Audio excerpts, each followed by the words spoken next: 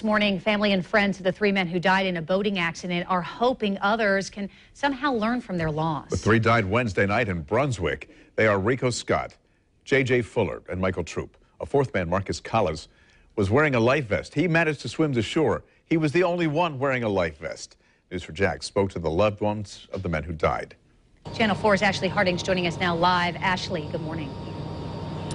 Good morning, Jen, Bruce. Yes, we did talk to a friend of one of the victims. She remembers her friend as someone who loved to be out on the water. We hear all of them actually really enjoyed fishing. But you know something, we also talked with a captain from the Department of Natural Resources, and he told us even though one man was wearing a life jacket, he said there were more on board the boat at the time of this accident. And as for that boat, he told us that it was a little older, made of fiberglass, and may not have been adequate for what was going on, the weather conditions that night. But here's how that friend remembers this man. This video captures the smiling faces of a group of good friends enjoying a great day out on the water.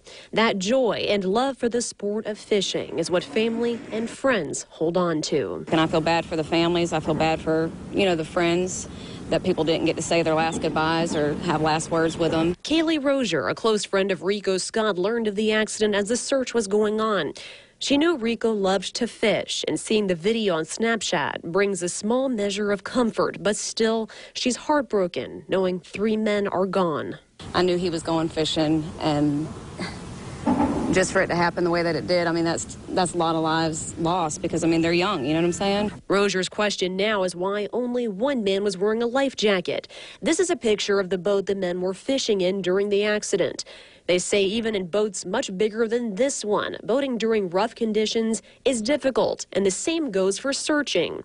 Now officials want to make sure that this doesn't happen again. I think the lesson to take away from this is twofold, is to look at the weather forecast and always wear your personal flotation device.